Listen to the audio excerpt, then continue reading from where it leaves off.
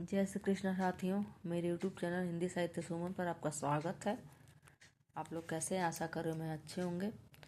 तो कल मैंने बताया था एक वीडियो में कि हम लोग को कौन से प्रमुख आलोचकों को पढ़ना है। तो ये 8 आलोचक हैं UPHESC के अंतर्गत। तो अभी परीक्षा उसी की होने वाली है अप्रैल में, 16-17 अप्रैल को। तो जो 8 आलोचक हैं: रामचंद्र शुक्ल, नंदू बिहारी वाजपेयी, डॉक्टर नगेंद्र, हजारी प्रसाद द्विवेदी, रामविलास शर्मा, विजय देवनाथ शाही, रामस्वरूप चतुर्वेदी और नामवर सिंह। तो इनके विषय में पढ़ना है हम लोग को। तो आज सबसे पहले पढ़ते हैं रामचंद्र शुक्ल को, हिंदी साहित्य का सरल इतिहास से। और इसके पहले कहना चाहूँगी कि अगर सब्सक्राइब नहीं किया तो प्लीज़ सब्सक्राइब कर लीजिए और कमेंट ज़रूर किया करिए। तो आइए देखते हैं इनके विषय में विश्वनाथ प्रसाद मिश्र ने, तिवारी जी ने क्या लिखा है। हिंदी साहित्य का सरल इतिहास यह पुस्तक है डॉक्टर विश्वनाथ त्रिपाठी की। रामचंद्र शुक्ल। आचार्य रामचंद्र शुक्ल का जन्म 1884 और मृत्यु 1941 को हुआ। रामचंद्र शुक्ल हिंदी के सर्वश्रेष्ठ एवं सर्वाधिक विश्वसनीय आलोचक हैं। उन्होंने हिंदी आलोचना को गुण दोष की कथन की रूढ़ियों से उठाकर उसे अंतर्राष्ट्रीय स्तर प्रदान किया। इसके लिए उन्होंने भारी तैयारी की, जिसमें शब्दकोश, हिंदी शब्द सागर का निर्माण करने की प्रक्रिया में वे हिंदी भाषा और स्वरूप के मर्मज्ञ बने।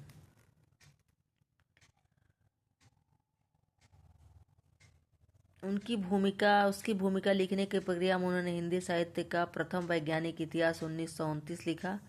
विदित है कि हिंदी साहित्य का इतिहास मूलतः हिंदी शब्द सागर की भूमिका के रूप में लिखा गया था और यही प्रश्न पूछा गया था TGT 2021 में। मनोविकार संबंधी निबंध लेखन मानव मन के जानने की प्रक्रिया है, जिनमें रामचंद्र शुक्ल ने कवि की मानसिक प्रवृत्ति का विश्लेषण किया। मनोविकारों के अध्ययन के ही आधार पर उन्होंने भारतीय और पाश्चात्य काव्यशास्त्र पर विचार किया। अपने पर्यवेक्षण और अध्ययन के निष्कर्षों पर उन्हें बहुत भरोसा रहता था। प्राचीन या नवीन किसी से भी अभिभूत होना उनके स्वभाव में नहीं था।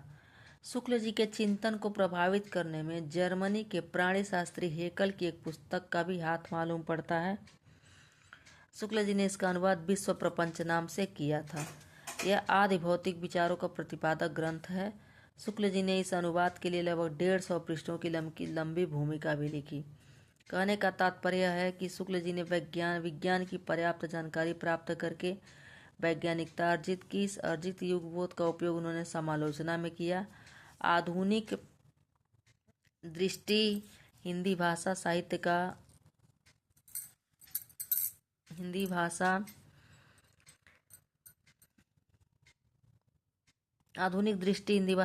इतिहास, मनोविकारों का विश्लेषण और देश प्रेम सब उनकी युगांतकारी समालोचना क्षमता में घुले मिले हैं। शुक्ल जी ने हिंदी समालोचना में प्रमुखतः 2 काम किए। एक, प्राचीन काव्यशास्त्र की पुनर्व्याख्या करके उसे फिर से रचनात्मक के लिए संदर्भमान बनाया।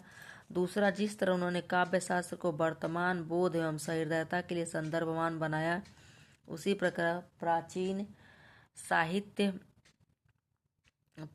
साहित्य को वर्तमान बोध एवं सहृदयता के लिए।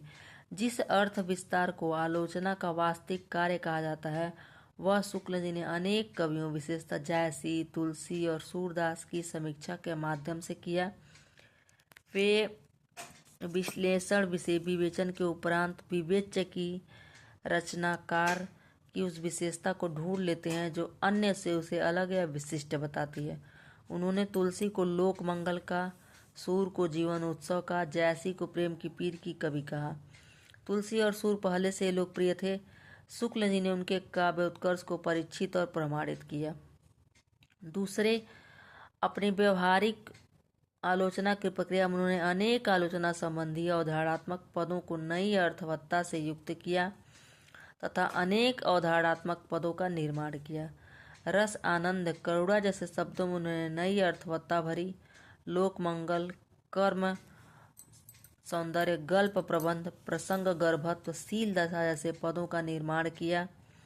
इंद्रिय बोध, संवेदन, विचार, वासना, संस्कार, भाव आदि पर मौलिक विचार करके हिंदी काव्यशास्त्र और सौंदर्य शास्त्र की नींव रखी।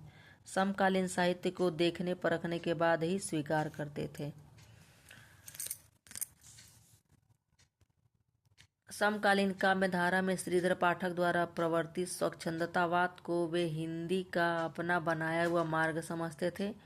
छायावाद को रविन्द्रनाथ ठाकुर की कविताओं के अनुकरण पर चलने वाली प्रवृत्ति और चित्रात्मक भाषा शैली तथा लक्षणा का प्रगल्भ विकास मानते थे। छायावादी प्रबंध काव्यों द्वारा उनकी भावभूमि विस्तार का स्वागत करते थे। छायावादी कवियों में पंत उन्हें कदाचित सर्वाधिक प्रिय थे। वे यूरोपीय साहित्य की पर्याप्त जानकारी रखते थे। अपने लेखन में उन्होंने समकालीन विदेशी साहित्य पर निहायत आत्मविश्वास परक एवं विश्वसनीय टिप्पणी की है। शुक्ल जी वस्तुनिष्ठ चिंतक थे। वे काव्य के क्षेत्र में आध्यात्मिकता और रहस्यवाद को अनावश्यक एवं हानिकारक समझते थे। पंडित हजारी प्रसाद द्विवेदी के अनुसार भारतीय काव्यशास्त्र उनका सुदृढ़ दुर्ग है। उनके सैद्धांतिक निष्कर्षों से मतभेद हो सकता है, किंतु उनकी व्यवहारिक आलोचना परम विश्वसनीय होती है। काव्य में उनके आदर्श रचनाकार वाल्मीकि और तुलसी हैं। कहीं कहीं सामाजिक मर्यादा प्रियता उनके काव्य आलोचना में बाधक भी हुई। इसी के चलते वे कबीर के काव्य उत्कर्ष की पूरी पहचान नहीं कर पाए। शुक्ल जी के सभी निबंध चिंतामणि नाम से 3 भागों में संकलित हैं। तो यह था शुक्ल जी के बारे में कुछ कथन डॉक्टर विश्वनाथ प्रसाद तिवारी का। और अगले आलोचक हैं नंद दुलारे वाजपेयी।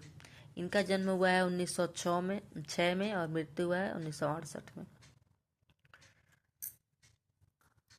नंद दुलारे वाजपेयी जन्म 1906, मृत्यु 1938। शुक्लोत्तर समालोचकों ने शुक्ल जी के महत्व को स्वीकार करते हुए भी उनसे कुछ महत्वपूर्ण मुद्दों पर मतभेद प्रकट किया। पंडित नंद दुलारे वाजपेयी ने हिंदी साहित्य 20वीं शताब्दी में शुक्ल जी के छायावाद रहस्यवाद विषयक विचारों की आलोचना की।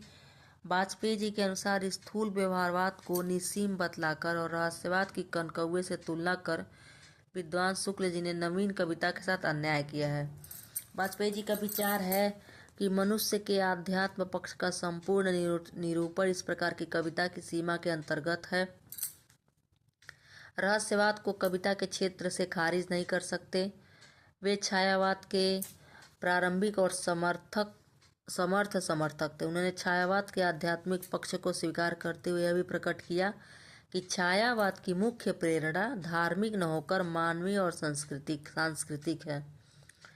उन्होंने छायावाद का संबंध 20वीं शताब्दी की वैज्ञानिक और भौतिक प्रगति से जोड़ा।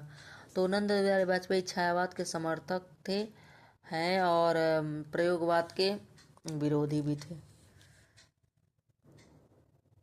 वाजपेयी जी मध्यकालीन साहित्य के भी जानकार थे। उन्होंने सूरदास पर भी पुस्तक लिखी। यद्यपि उनका आलोचनात्मक योगदान आधुनिक काल की ही समीक्षा में है। उन्होंने मैथिली शरणगुप्त, रत्नाकर, महावीर प्रसाद द्विवेदी, प्रसाद आदि पर जो निबंध लिखे हैं वे अपनी सूक्ष्मदर्शिता में बेजोड़ हैं। रत्नाकर पर लिखते उन्होंने कहा है कि यद्यपि रत्नाकर का काव्य छंद, शब्द मैत्री, अलंकार आदि की दृष्टि से उत्कृष्ट है, किंतु उसकी विषय वस्तु अनिवार्य नहीं, अतः वह पृष्ठ पेषण है। जो काव्य अनिवार्य नहीं उसे महान नहीं कह सकते। वाजपेयी जी की समकालीन सर्जना के लिए समाजवादी विचारों को अनिवार्य मानते थे। अगले आलोचक हैं हजारी प्रसाद द्विवेदी। तो इनके डॉक्टर जो विश्वनाथ त्रिपाठी है, इनके बुक में जो दिया हुआ मैं पढ़ दे रहा हूँ जिनका दिया हुआ है, क्योंकि 8 आलोचकों को पढ़ना है।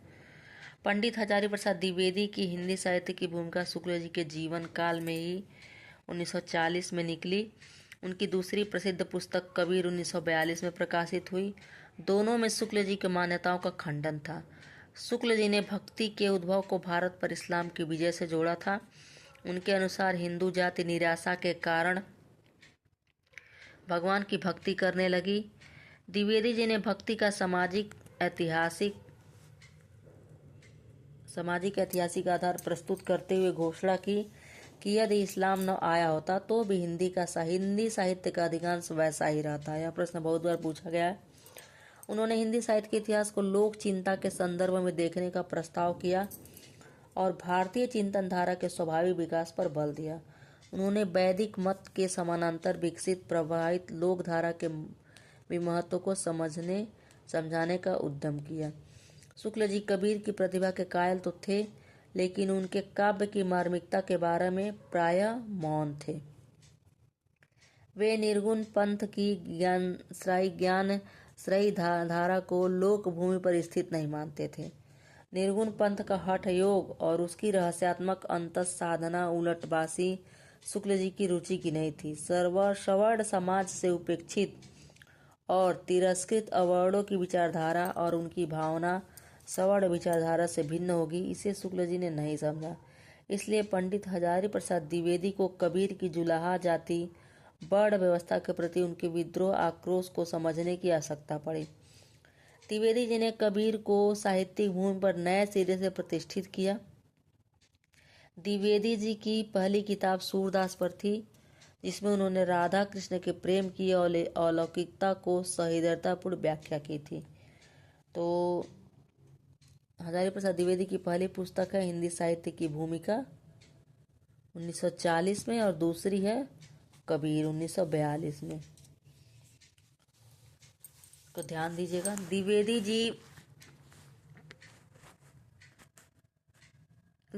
जी हिंदी के अलावा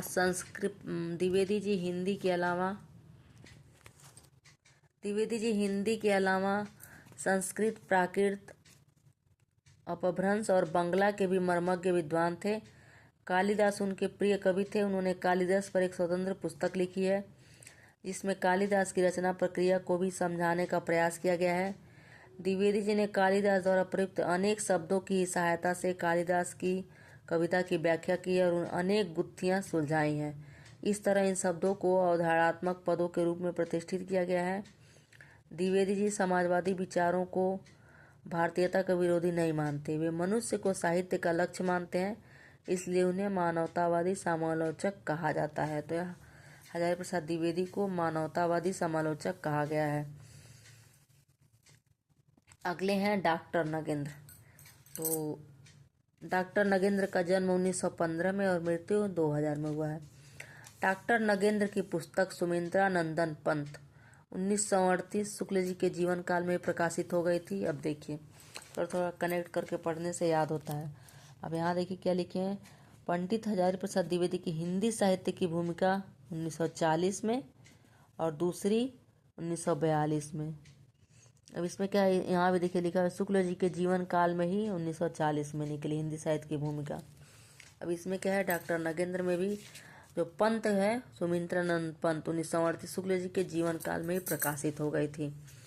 उन्होंने छायावाद की तकनीक पर विचार करने के लिए इस पुस्तक की प्रशंसा भी की थी।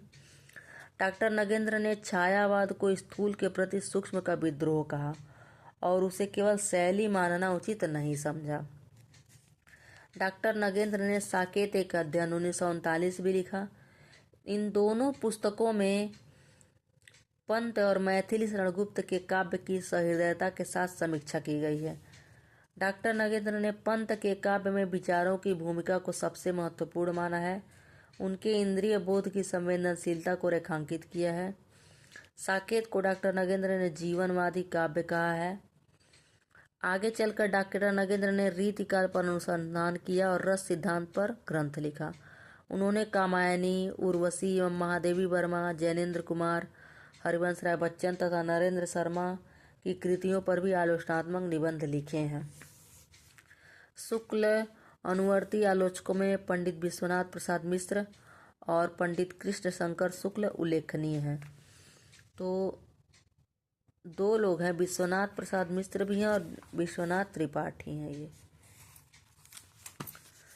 शुक्ल अनुवर्ती आलोचकों में पंडित विश्वनाथ प्रसाद मिश्र और पंडित कृष्ण शंकर उल्लेखनीय हैं। पंडित विश्वनाथ प्रसाद मिश्र की पुस्तक बिहारी की वाग विभूति 1936 स्वाधीनता के पूर्व निकल चुकी थी। उनका काम विशेषतः संपादन और टीका के क्षेत्र में रहा। पंडित कृपा शंकर शुक्ल ने रत्नाकर 1935 और केशव 1936 पर उल्लेखनीय कार्य किया है। पंडित शांति प्रिय द्विवेदी काव्योचित भाषा में आलोचना लिखते थे। उन्हें प्रभाववादी आलोचक माना जाता है। प्रसाद, निराला, पंत, महादेवी वर्मा आदि ने भी अनेक लेखों के माध्यम से काव्य आलोचना करके हिंदी समीक्षा को समृद्ध किया। तो यह तो छोटी छोटी कुछ लाइनें थी 4 आलोचकों में से। हम देखिए हमने डॉक्टर रामचंद्र शुक्ल में के विषय में पढ़ा, नंदलाल वाजपेयी, डॉक्टर नगेंद्र और हजारी प्रसाद द्विवेदी। अब 4 लोग बचते हैं, रामविलास शर्मा, विजय देवनारायण शाही, रामस्वरूप चतुर्वेदी और नामवर सिंह। इनको भी लेते हैं।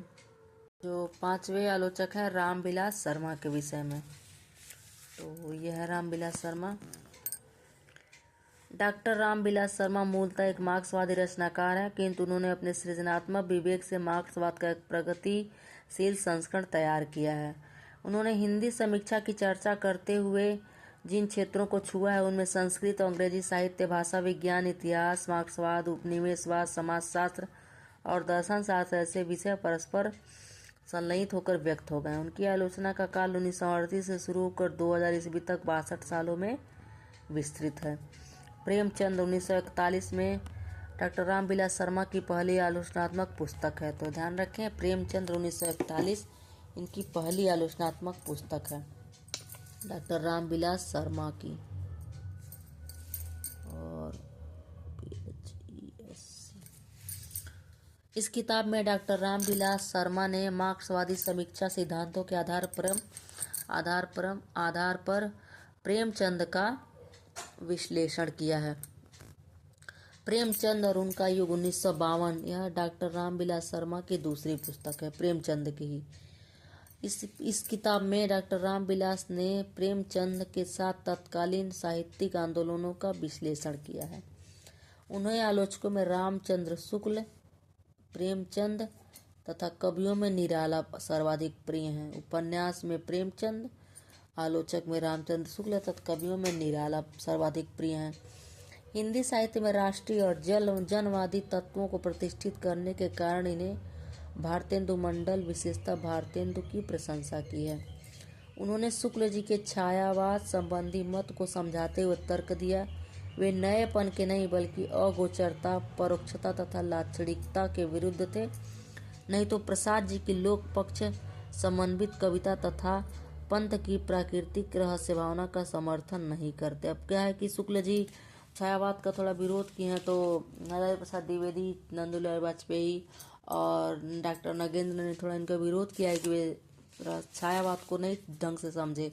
तो निराला जी के सर्वाधिक प्रिय है रामचंद्र शुक्ल, तो इन्होंने को बताया है कि शुक्ल जी ने विरोध नहीं किया था, थोड़ा अलग तरीका है।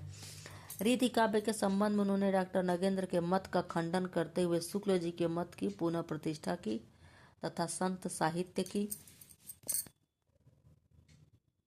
तो और लोगों के विषय में अगले वीडियो में पढ़ते हैं। धन्यवाद।